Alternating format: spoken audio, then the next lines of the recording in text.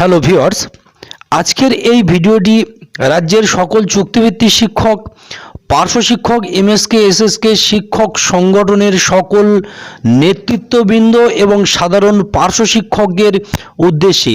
আপনারা প্রত্যেকেই অবগত আছেন, যেখানে রাজ্যের সরকারি কর্মচারী এবং পেনশনারদের 40% ডিএর বকেয়া থাকার পরে দিদি অর্থাৎ রাজ্যের মাননীয় মুখ্যমন্ত্রী মমতা বন্দ্যোপাধ্যায় 4% ডিএ ঘোষণা করার পর 36% এখনো পর্যন্ত ডিএ বকেয়া রয়েছে।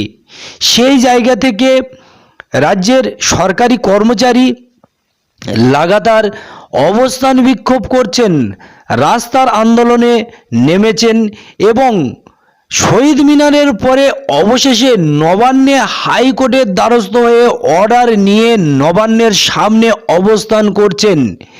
শুধুমাত্র হকের টাকা এবং নিজেদের অধিকার, নিজেদের 36% যে বকেয়া ডিএ, সেই ডিএ আদায়ের জন্য। যেই জায়গা থেকে রাজ্যের পার্শ্ব শিক্ষক, এমএসকে, এসএসকে সকল চুক্তিভিত্তিক শিক্ষক এখনো পর্যন্ত ঘরের মধ্যে বসে।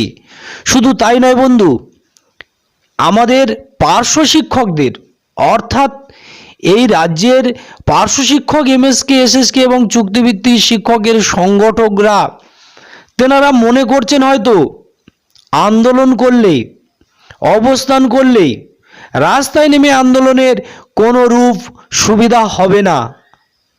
তাহলে যৌথ মঞ্চ সরকারি সংগঠনের এনারা মনে করছেন যে আন্দোলন একমাত্র নিজের অধিকার বুঝে পাওয়ার রাস্তা, এমনিতে কোনোভাবেই পাবেন না। এমনকি এটাও বলছেন যে আন্দোলনের জন্য অবশেষে জানুয়ারি 2014 সালের 1 জানুয়ারি থেকে 4% ডিএ ঘোষণা করেছেন রাজ্যের মাননীয়া। যদি অবস্থান না করতেন এটাও তেনারা পেতেন না। তাহলে আজকের আপনারা এই দুর্মূল্য বাজারে রাজ্যের পার্শ্ব শিক্ষকের সমস্ত সংগঠক কেন ঘরের মধ্যে বসে রয়েছেন? হ্যাঁ, অবশ্যই আপনারা বলবেন যে একটি আইনি প্রক্রিয়া চলছে। আইনি প্রক্রিয়া ডেটের পর ডেট পড়েই যাবে, কিন্তু পার্শ্ব শিক্ষক, এমএসকে, এসএসকে চুক্তিভিত্তিক শিক্ষকদের লাভটা কি হবে আখের? আপনারা এটাও জানেন অনেক পার্শ্ব শিক্ষক আত্মহত্যা করছেন।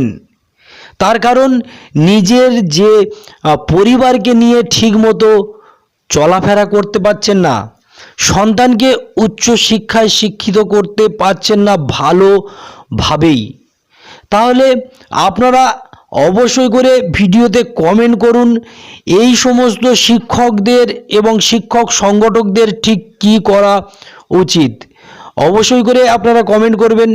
নমস্কার, ধন্যবাদ। তবে আমি বলবো পার্শ্ব শিক্ষক, এমএসকে, এসএসকে এবং চুক্তিভিত্তিক শিক্ষকদের এই মুহূর্তে বৃহত্তর অবস্থান আন্দোলনে নামা উচিত। তার কারণ অবশেষে কিছুই থাকবে না, কিছুই পাওয়া যাবে না। হয়তো মনে করছেন যে রাজ্য সরকার এমনিতে দিয়ে দেবে, এমনিতে কিছু হয় না। যদি হতো অনেক আগে হতো। 2011 সালের পর থেকে আজ পর্যন্ত বলুন তো কতটা কি আপনারা করতে পেরেছেন বা কতটা সুরাহ হয়েছে?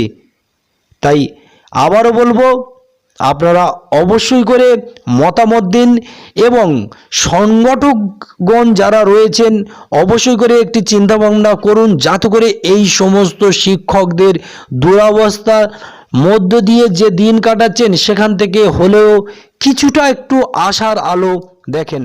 নমস্কার, ধন্যবাদ।